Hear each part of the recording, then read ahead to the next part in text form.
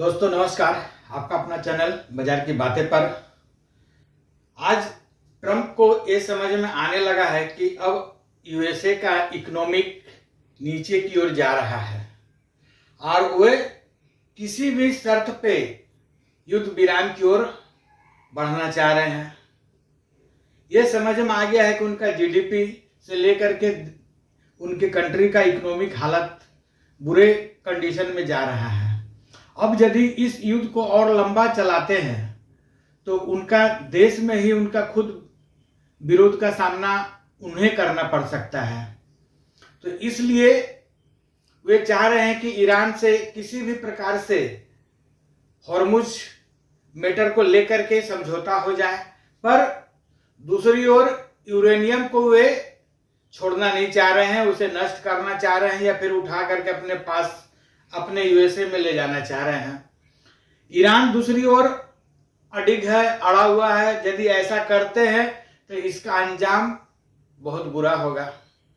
यानी कि बाजार इन सभी कथनों को किस प्रकार से ले, अब बाजार को समझ में आ गया है। भारतीय बाजार को, बाजार इन सभी मैटर को अब साइड रख दिया है, दरकिनार कर दिया है और बाजार एक अपना रुख, एक अपना रास्ता खोज लिया है और बाजार अब पॉजिटिव सेंस में ट्रेड करने लगा है। जब तक कि कोई बड़ा घटना किसी भी कंट्री के द्वारा नहीं होता है तब तक बाजार अब ट्रेंड में रहने का संभावना है। और यदि निफ्टी 25,000 से ऊपर यदि चला जाता है तो फिर निफ्टी में और भी ज्यादा तेजी हो सकता है, क्योंकि रिजल्ट सेशन है। निफ्टी आज 24,500 से ऊपर ट्रेड करने लगा। मैं अपने कल के यानी पिछले वीडियो में बताया था कि यदि निफ्टी अपना रेसिस्टेंट लेवल जो है 24,500 से 550, इस बीच में यदि फर्स्ट हाफ ट्रेड करता है और नीचे प्रॉफिट बुकिंग में नहीं आता है तो फिर और भी ज्यादा तेजी होगा, जो 600 से ऊपर की ओर ले जाएगा। और जस्ट आज उसी प्रकार से हुआ। निफ्टी उसी रेंज में लगभग 24,550 में दिन भर ट्रेड किया और लास्ट में जाकर के एक बार के लिए एक ही पॉइंट से 24,600 हिट किया। अब आगे क्या संभावना है, किस प्रकार से ट्रेड हो सकता है निफ्टी और बैंक निफ्टी में, इन सभी चीजों का चर्चा इस वीडियो के माध्यम से करेंगे।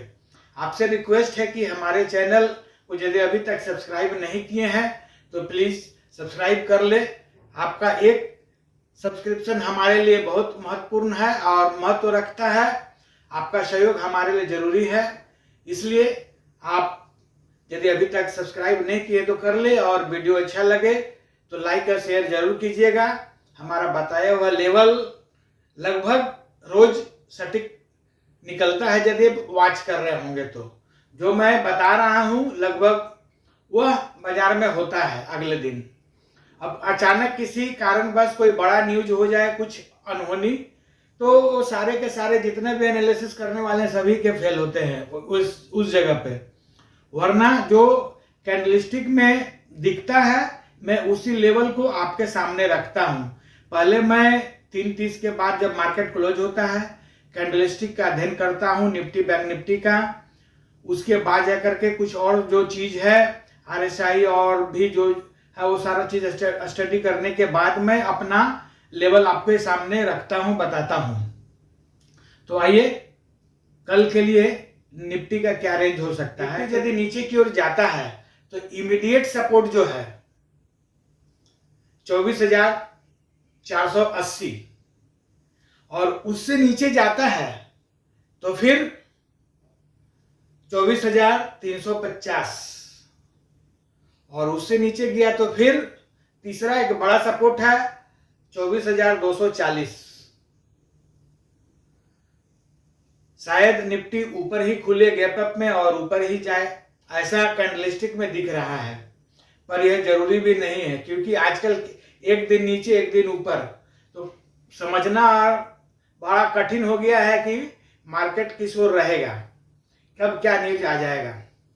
अच्छा, दूसरी ओर निफ्टी यदि ऊपर की ओर जाता है तो पहला रुकावट 24,700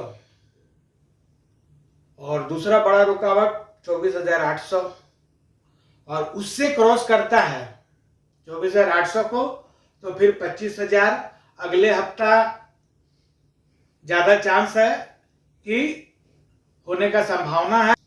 आइए बैंक निफ्टी को समझ ले।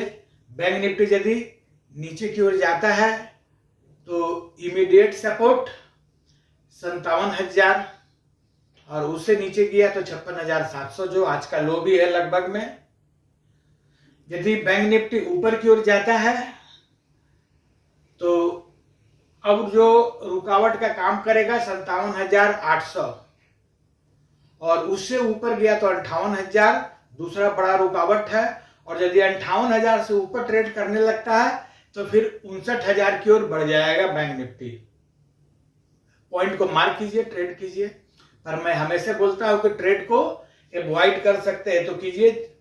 यदि आप छोटे इन्वेस्टर हैं, छोटे रिटेल ट्रेडर हैं, यदि आउट ऑफ द मनी में काम करते हैं, out of the strike price पर, तो इससे दूर रहे, क्योंकि पैसा तो सेलर ही लेके जाते हैं जितने कॉल पुट वाले काम करते हैं, इसलिए इससे बचे।